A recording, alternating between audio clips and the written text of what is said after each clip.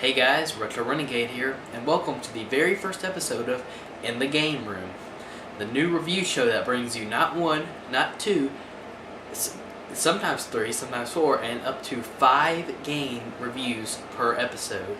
Today, we happen to have 5 for our very first episode, and starting off, we're going to go from the newest release to the oldest. Starting off our list is the updated version of what was my favorite game of 2013 and now my second favorite updated game of 2014, just behind Grand Theft Auto 5.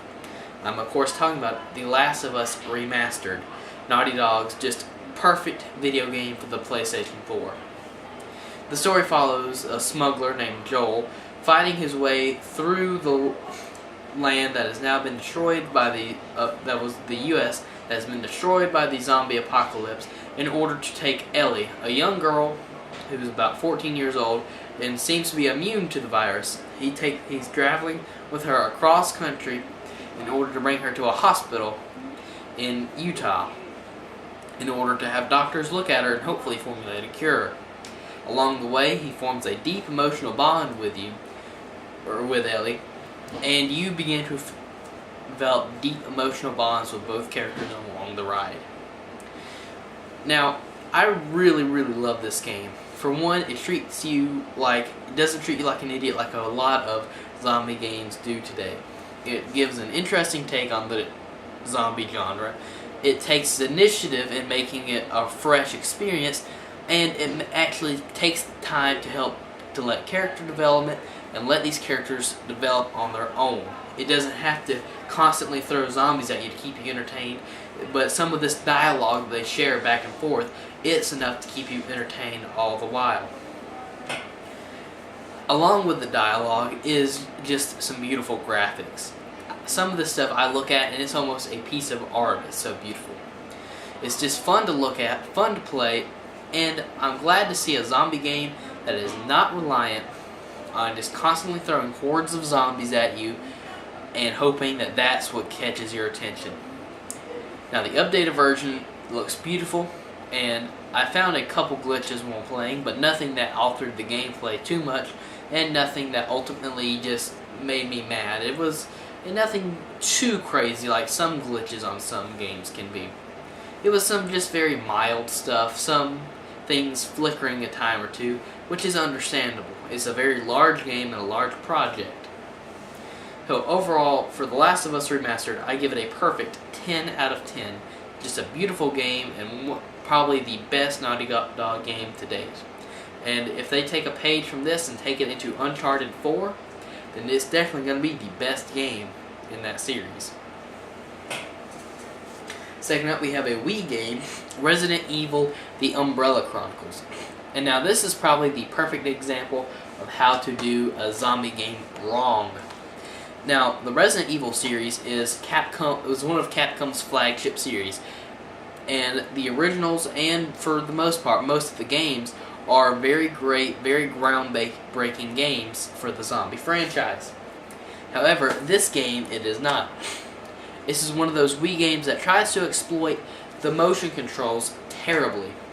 What it turns out to be is just a basic rail shooter, which has no originality, no fun whatsoever, and is just really a cheap ploy to get you to buy a zapper for the Wii, which is about as useless a peripheral as every other Wii peripheral is. The graphics look terrible, the gameplay is very boring and monotonous, and really, this is the kind of game that needs to be left in an arcade. Rail shooters like this need to be left in arcades where you have an actual gun and shoot zombies on a screen, and that you pay 50 cents to play, and then if you die, 50 cents more to continue if you so wish. For example, Evil Dead, House of the Dead games, those are really fun, but put them on a Wii and they're not going to be so fun. And that's what Resident Evil: The Umbrella Chronicles tries to do. Now, I paid $9 for this on Black Friday. However, I implore you, please do not pay $9 for this game. There are a few scenes and parts that are worth playing, and if you're a big fan of the Resident Evil franchise, you may find slight enjoyment out of it. But for anybody that is not a huge fan of the series and just wants more from a game than just a basic rail shooter, I cannot recommend this game at all. Overall, I give it 3 stars, and if you find it at a yard sale for $1, maybe then it's worth picking up. But at $9, that is just way too high and ridiculous for a game like this that gives you so little content and so little originality and almost insults you as a player. Alright, moving on. We have a PSP game, Ultimate Ghosts N Goblins, which is a sequel to the original Ghosts N Goblins and following up the Ghouls and Goblins and Demon Crest and whatnot series. And now, I'm not a big fan of the original games. However, this game just stole my heart the moment I started playing it. It has such fun, cartoony graphics I just loved. It has such a great, smooth, great controls that I felt they were very tight. And it also was a very fun platformer that knows what it is. It's not your basic platformer. It has originality and humor to it, surprisingly enough, a good amount of humor. And it's just fun to play. Now, the storyline is very basic. Save the princess, yada yada yada. She's been kidnapped again, and it's all up to Arthur. That's basically the story of probably 80% of movies, books, TV, video games, anything. Someone's kidnapped, you gotta save them. Most time, the princess trying to save her. However, this game just runs with the idea. It has fun with it. It's a really fun journey to get to it. It's not as frustrating as the original games. There's a lot more save points, luckily.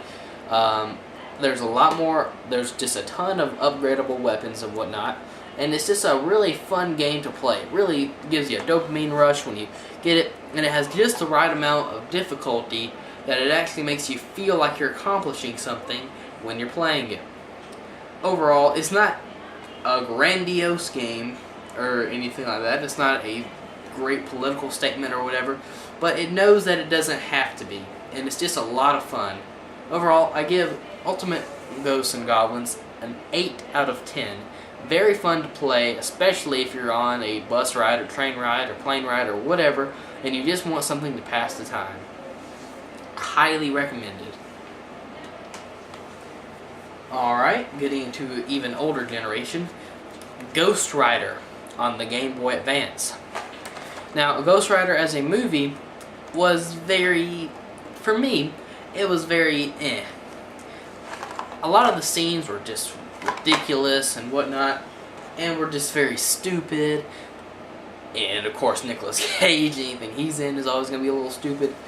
However, for the most part, it kind of won me over just with some of the action and some of the whimsical nature that Cage brings to any performance. However, Ghost Rider on the Game Boy Advance, oddly enough, takes a lot of the basic good elements from the movie and translates it well into a game. And it almost captures the Ghost Rider idea better than the movie does. It's a basic side-scrolling beat-em-up. There's nothing special about it. There's nothing grandiose about it. There's nothing just mind-blowing about it. And at times it's monotonous, and times it's just stupid, just like the movie. However, it's a very fun beat-em-up at the end of the day, especially just for something quick and dirty to play on your Game Boy Advance. Well, the only complaint I really have about this game is some of the graphics are a little lacking at points, but this is a Game Boy Advance game, so what do you want to say? And also, I hate it when they lock certain features at the beginning. So you have 3 difficulty levels. Angelic is apparently easy, which I don't understand. Then it's, I believe, Mortal.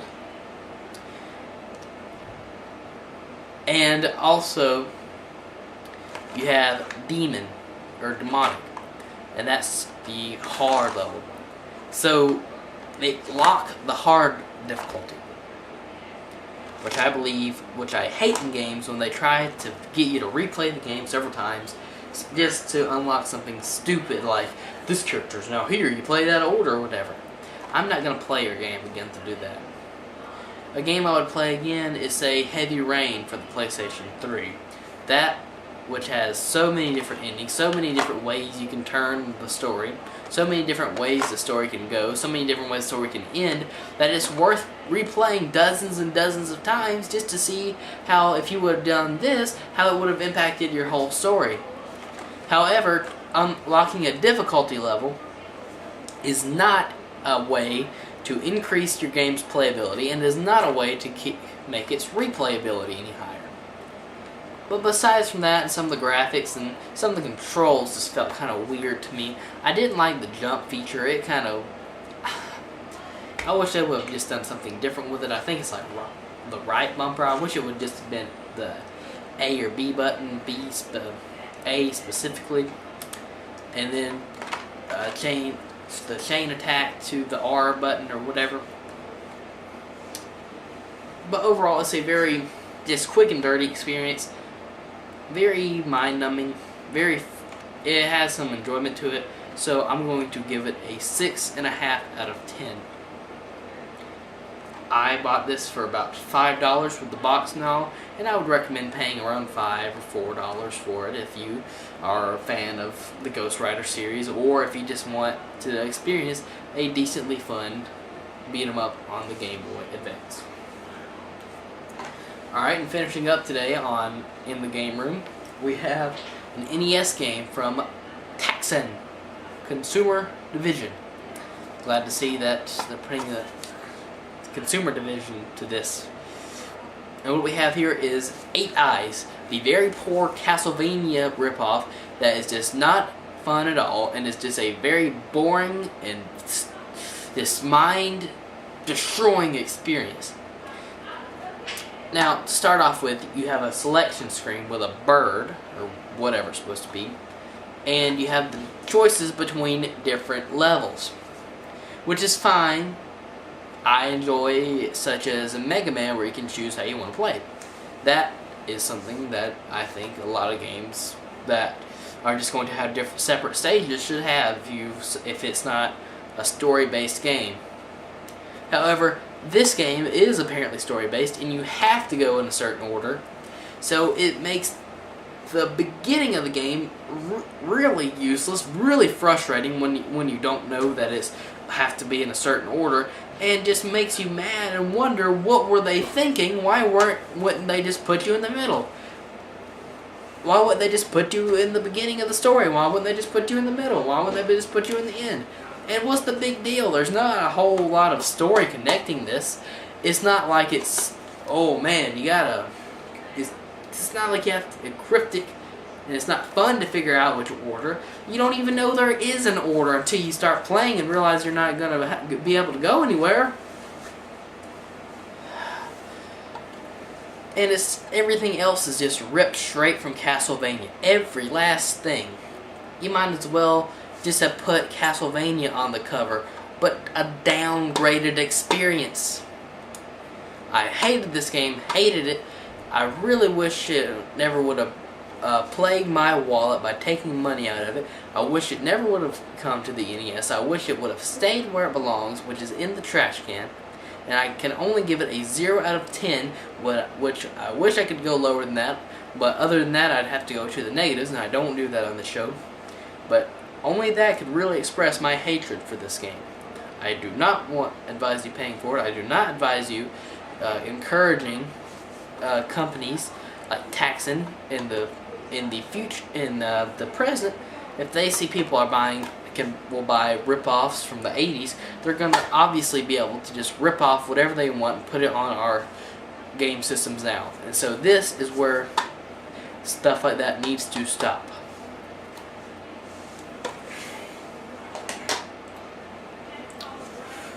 Well, to recap, I gave the Last of Us Remastered a brilliant game.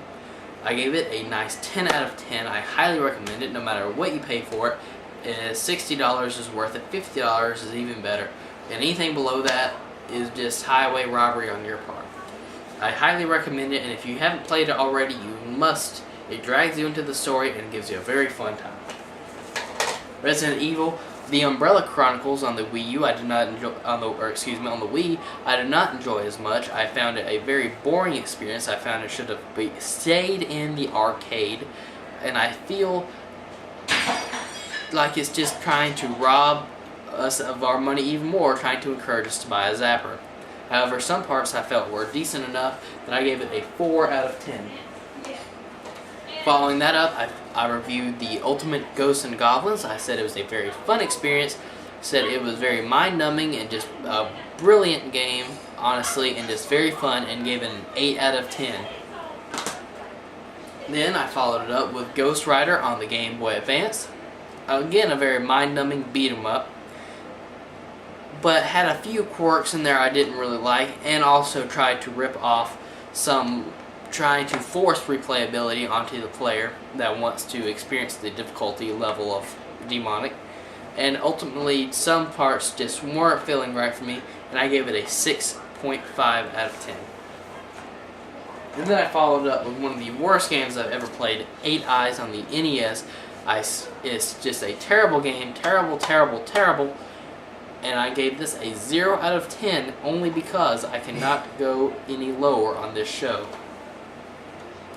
Well, that is our episode for today, guys. I hope you enjoyed. If you feel so inclined, please tell us what we need to review next in the comments below. Please hit a like and share if you feel so. Thank you, guys, and make sure to subscribe, and thank you for watching.